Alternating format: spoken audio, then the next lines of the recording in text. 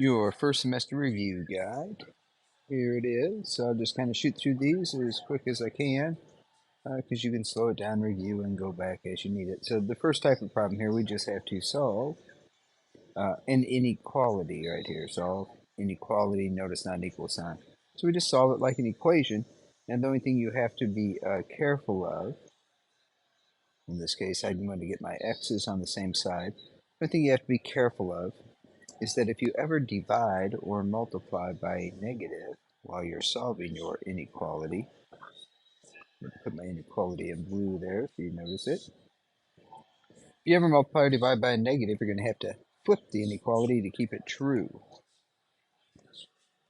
See here, we will now subtract 4 from both sides.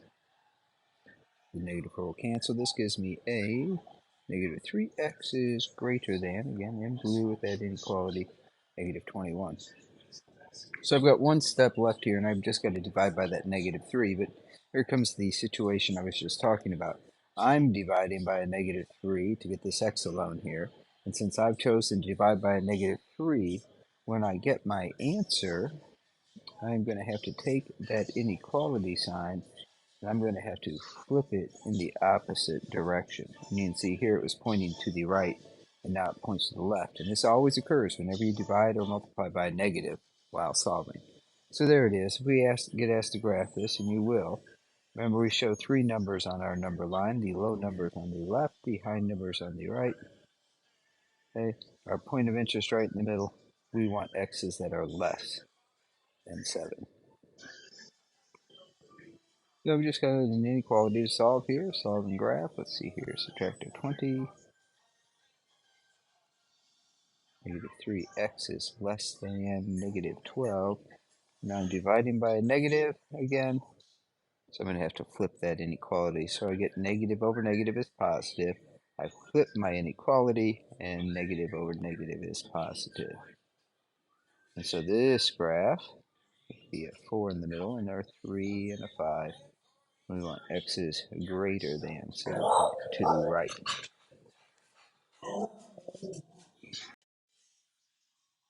Yeah, right, problem number 3. Now problem 3, just an equation we have to solve here. We'll get our p's on the left side here by subtracting 7p. And I might as well move my 8 over to the other side at the same time. We can do 2 steps that are going to go one after the other right at once. So 10 minus 7 here, that's 3 p's. 8 and negative 8 have gone away. The right side, my 7p and negative 7p are canceled, and 14 minus 8 is 6. So we divide by 3 and we're done. Looks like p is equal to a 2. Problem number 4. Leave that one on there. Solve and graph another equation, or another inequality, I should say. A couple ways to do this. I'll do the one most of you would probably do, and distribute this negative 2 first. Okay. Negative 6x plus 8. Be careful there. You get this negative 2 times a negative 4. Negative times negative is positive. 2 times 4 is 8. And the right-hand side, less than 16. We'll subtract our 8.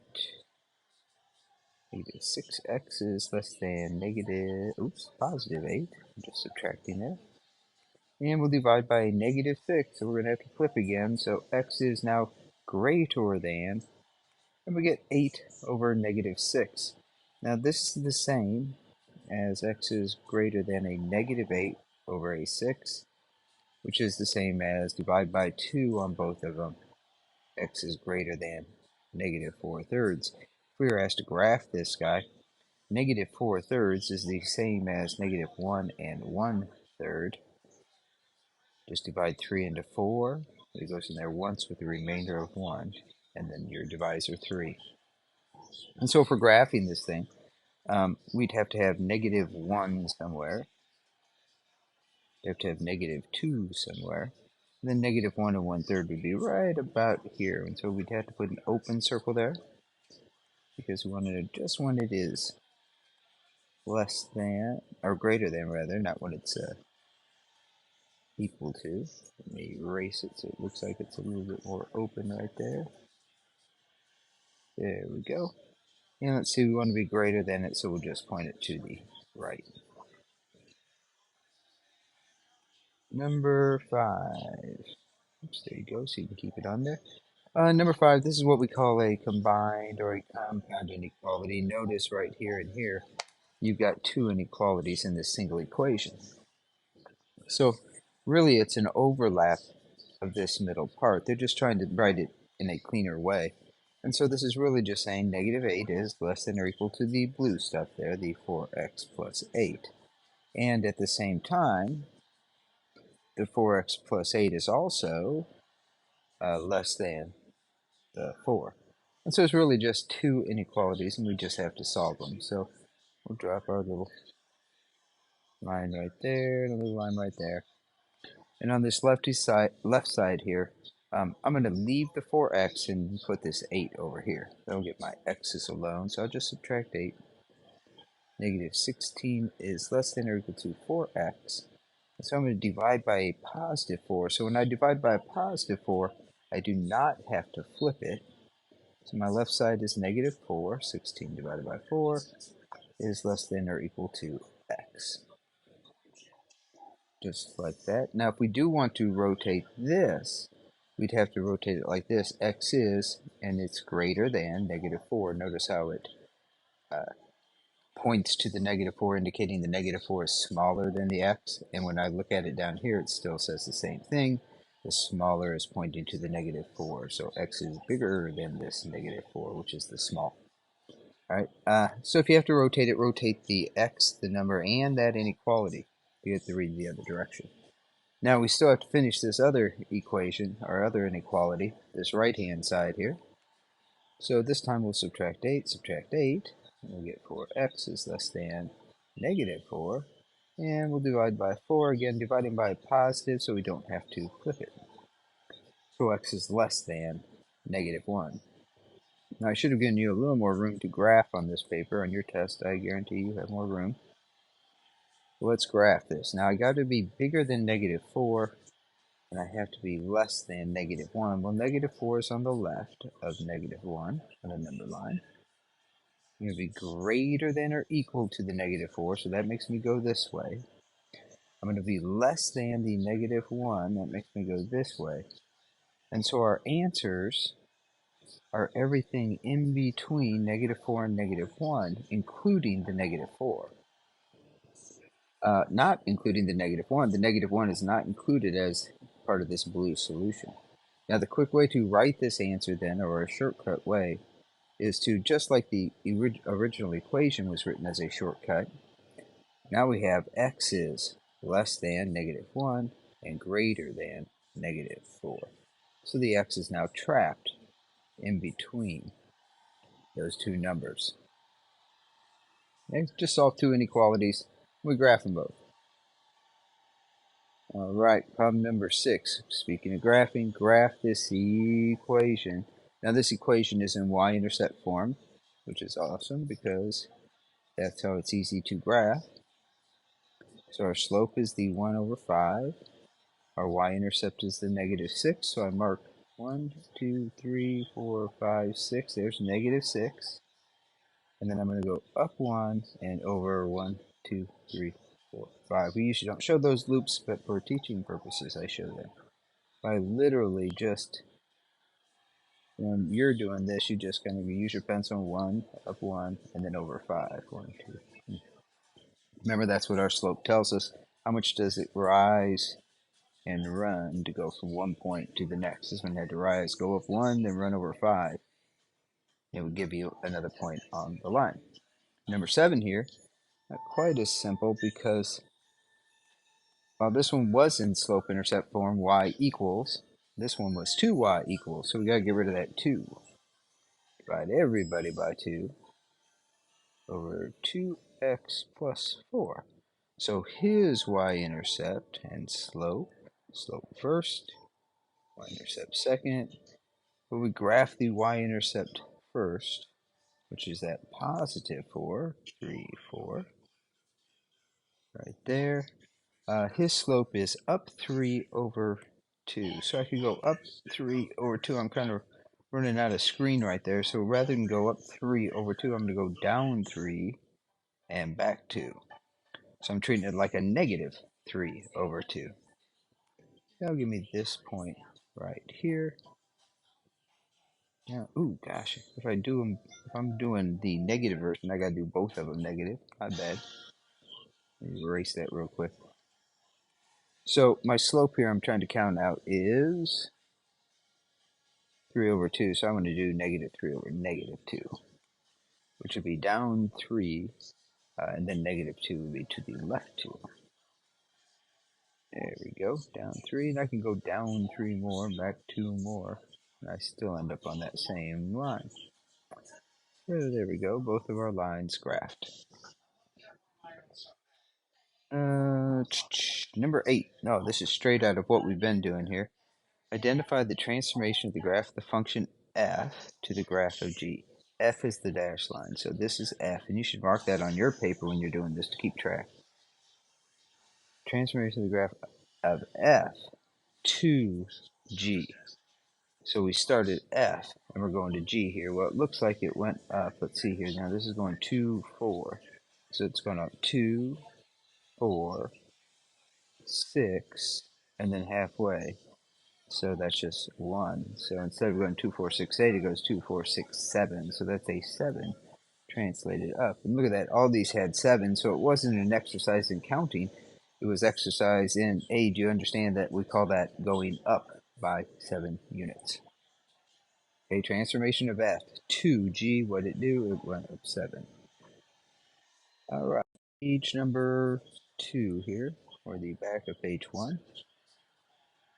Write the equation of f of x translated 6 units up. Remember, this is our vertex form for quadratics. Oops, minus h squared plus k. H controls left and right, and k controls up and down. We want 6 up. So all we have to do is take our parent function and add a 6 to it. And so now we can choose, let's see, x squared plus 6, x squared plus 6, clearly answer D. On your calculators, you could just graph each of those four and see which one moved up 6 from the parent function. So you got options. All right, number 10 here. We've got to solve the system by elimination. So if we look at them, this one is a 2, this one a 3. If I added them together right now, I'd get 5x. And if I added these, I get negative 7y. So nothing gets eliminated. So remember what we have to do. We have got to, and I don't know why I'm so far zoomed out there. What we want to do is rig it so when we add these two, either the x's or the y's disappear. I'm just going to get rid of my x's. I know if I take this first equation times 3, this becomes a 6. And I'd have to take this one times a negative 2, so that I'd get a negative 6 there. So here we go. Let's just multiply this first equation times a positive 3. Now remember, we have to do it to everybody, so this is a 6x. Negative 3 times, or positive 3 times negative 3 is negative 9y. So you do 3 times 3 right there. And then one's positive, one's negative, so you get a negative result. And then don't forget you got to do the other side. So 3 times 7 is 21. Let's do the same thing here, except now we're going to use this negative 2. So we get negative 2 times 3, which is negative 6, which will cancel out that positive when we go to do our addition. So negative 2 times 3 is negative 6x. Negative 2 times negative 4 is positive 8y. And negative 2 times positive 2 is negative 4. And now these equations are all ready to add together and eliminate the x term. We just add straight down here, adding our x's, giving us 0, adding negative 9 plus 8, the y terms, giving us negative 1, equal sign, and then add up your constants. So we end up with negative 1, y equals 17, and we divide by negative 1, y equals negative 17. Now we aren't quite done yet. Now we've got to use one of these two equations, or any equation. You can use these ones in red and blue as well. But these are generally smaller and easier to deal with. I'm going to deal with equation number 2 here. It says 3x minus 4y has to equal 2.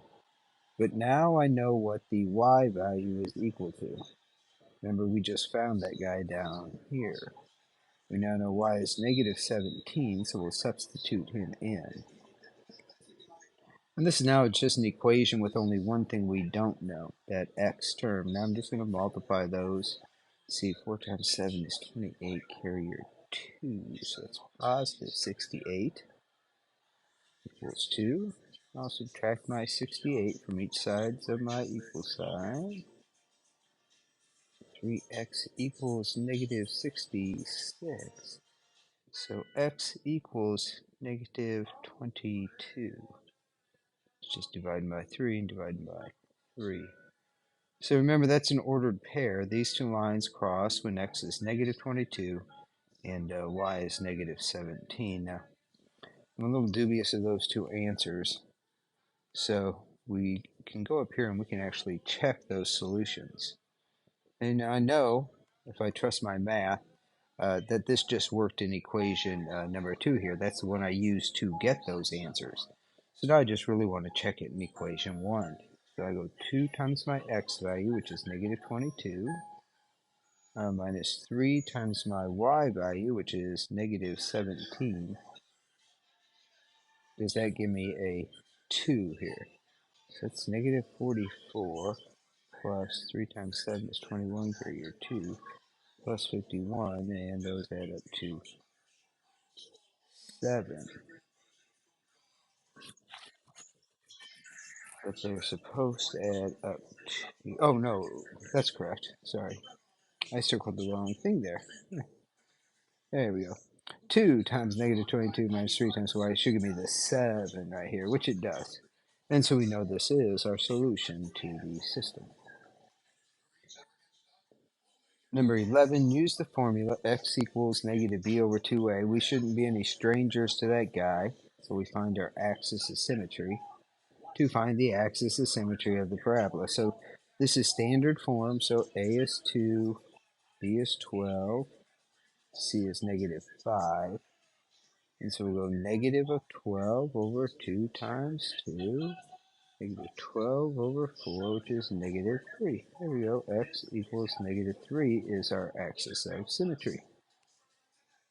Number 12, it's the slope of the line perpendicular to this line right here. Well, this line right here is in slope-intercept form. So I know his slope is negative 3. You have to remember there's two things we talked about. Parallel lines always have the same slope.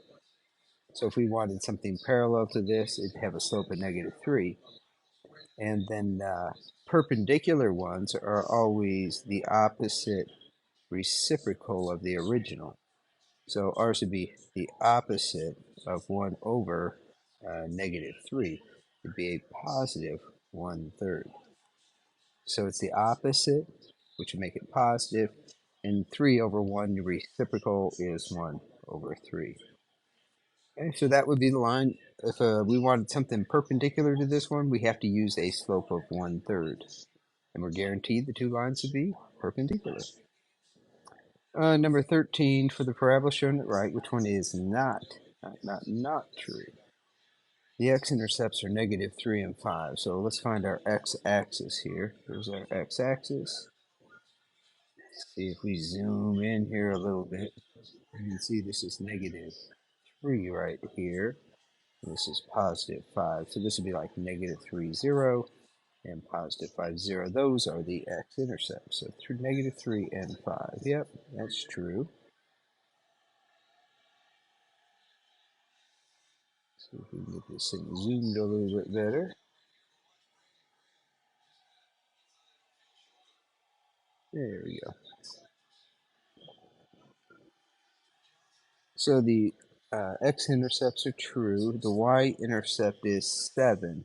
So here's our y-axis. Well, it crosses way up here at 15. There's the y-intercept at 0, 15.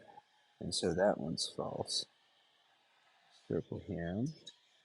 The maximum value is 15. That's also false because, yeah, the y-intercept is 15, but then it continues on here to, you can't hardly see it up there, you guys can. But it continues, there we go, up to 16. So its maximum is 16. So that one's false. We'll circle here. The axis of symmetry is at 1. If there's its maximum, that's also its vertex, and that vertex is at 116. So yeah, his axis of symmetry is right there. That's a true statement. Number 14, give a function f of x. Given the function f of x, write a new function, vertical stretch. Vertical stretches, remember, in this vertex form, y equals f of a, let's do it this way, x minus h plus k. The a value controls stretching. Okay, so we want this, or vertical stretching, to be more exact. So we're looking for a number that is bigger, whose absolute value is bigger than 1. That would cause it to stretch. So this 4 is on the inside of the function. We don't want him. This 4 is on the outside, so it would vertically stretch it by 4. This just translates it up 4, and this one just translates it right 4. So there's a vertical stretch by 4. Incidentally, this is a vertical shrink by a half, because that absolute value of a half is less than 1. It's also greater than 0. Just means it's a fraction between 0 and 1, negating the sign. You don't have to worry about the sign. The sign just flips it over the x-axis, if you recall. Number 15, what is the parent function of this equation right here? Well, this is x squared, so there's the quadratic term, there's the linear term, there's the constant. So remember, we name it by the highest exponent, the highest degree, so this thing is quadratic. X squared equations are quadratic. Here comes number 16. Find the formula for the distance. Oh, the formula rather for distance at a constant speed is given by this. So here's our formula to find distance at a constant speed, where t is the time in seconds, so t is time, and d is how far you want in meters. Solve the equation for t. So we really don't need to know what this equation stands for. We just need to solve it for t. So I undo any additions and subtractions first. So I want to first get rid of this 20. So I'll do minus 20. And on the left side now, there we go. I'm going to have d, oops, d minus 20 equals 1/5 t. And see, the t is almost alone now just by subtracting that 20 from the right-hand side. Except it's got that 1/5. Now the best way to get rid of this 1/5, see, this is the same thing as a t divided by 5. If I want to get rid of that 5 on the denominator, I want to undo a division here. So I'm just going to multiply by 5. Now, I'm going to do it in the version I have written here. I'm going to just multiply by 5 right here, and I have to multiply this whole side by 5 to keep it balanced. On the right-hand side, that 5 over 5 is just a 1, so I just get 1t. And on this side, I have to do a little distributing.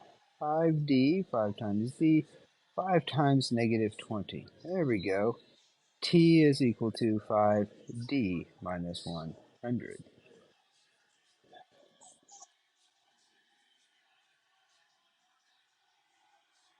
Let's see, solve for t, so that's answer 1 there. What is the time it takes to travel a distance of 100 meters? Well, now I've got this equation here that tells me time. See if I can rewrite in here. T equals 5d minus 100. So, what's the time it takes to travel a distance of 100 meters? And this is supposed to be, let's see here, a equals this, b, c, and d. So, okay, so there's the equation, 5d minus 100. So it's got to be that one. Now let's check it. I'll put in a 100 for distance. Oh, see, it gives me 400 seconds, and it's 500 minus 100. Yep, 400 seconds for t. Yeah, definitely A. 17, solve this equation. Let's see, there's our equal sign. So let's do a little simplifying here. 0.5 times 1 is 0.5.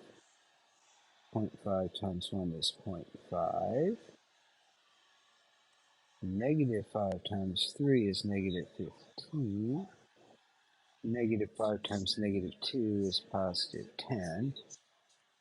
See, here's an x term, here's an x term.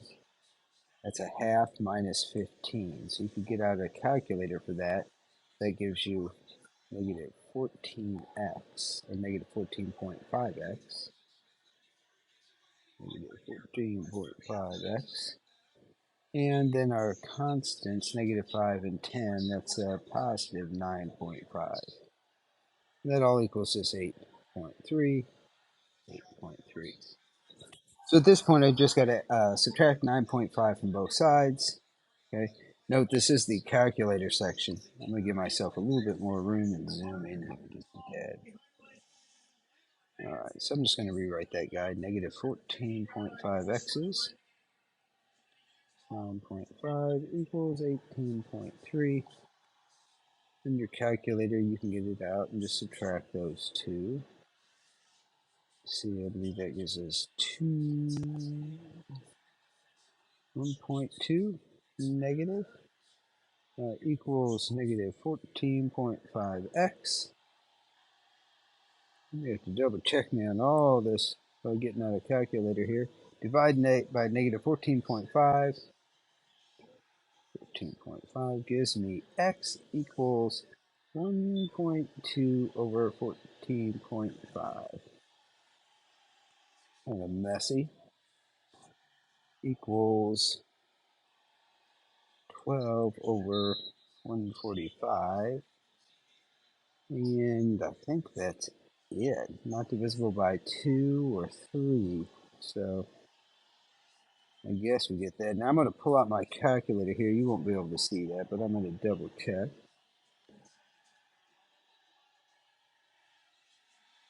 So on my calculator, I'm going to double check that 0.5 minus 15, negative 14.5. Negative 0.5 plus 10, positive 9.5, 8.3. Let's check that one. And we had to subtract 9.5. Negative 1.2, and I'll divide that by negative 14.5. Make that a fraction. Yeah, 12 over 145, or 0.0827. Yuck. It's that nice fraction. Problem number 18. You Move Rentals charges a flat rate. That's like a Y-intercept flat rate. They're just charging you $200 for renting a truck without doing anything. Then they charge you for each mile $1.20. That's a slope, $1.20 per mile. Okay, so let's write that equation down. We know our slope is $1.20 per mile. That's how we know it's a slope. It's that fraction.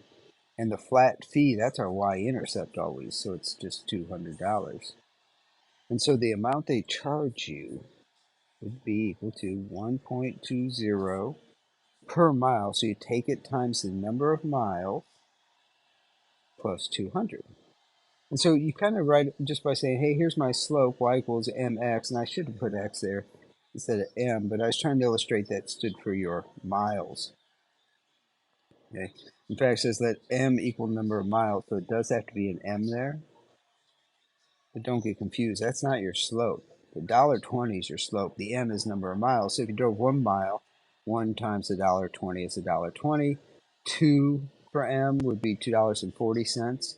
Plus, they've already charged it 200, so that kind of keeps adding $1.20 for every mile.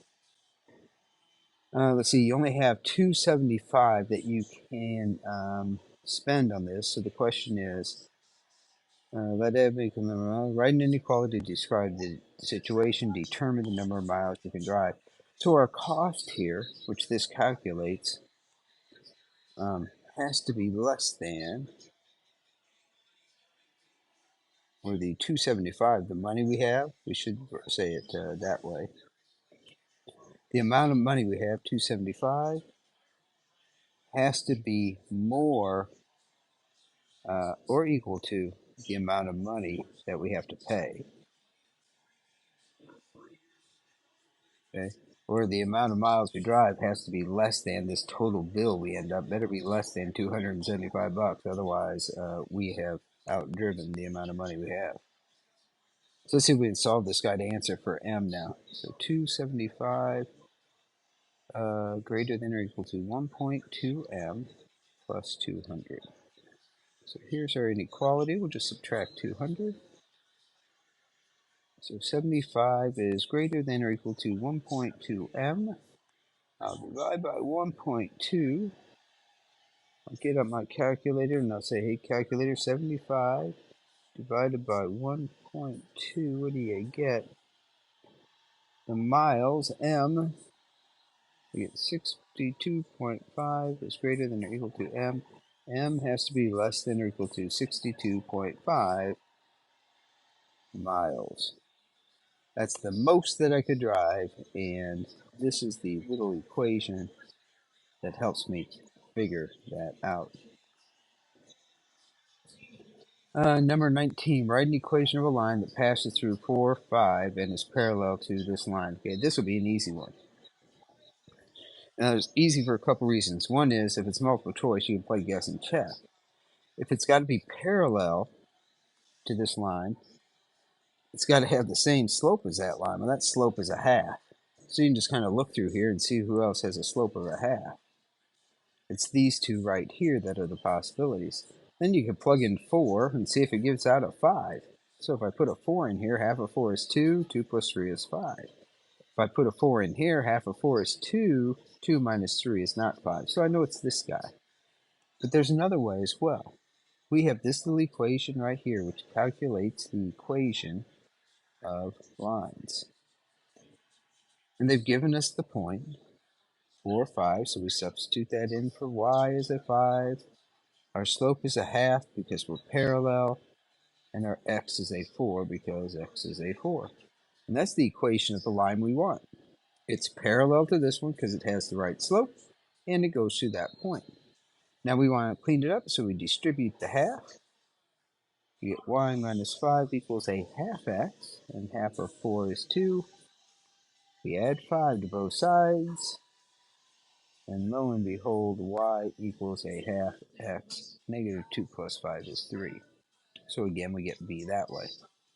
Okay. Well, this guess and check, not guess and check, but kind of reason out which answer it is works great in this situation. We should also know how to write the equation of a line pretty quickly. We got a formula that does it for us.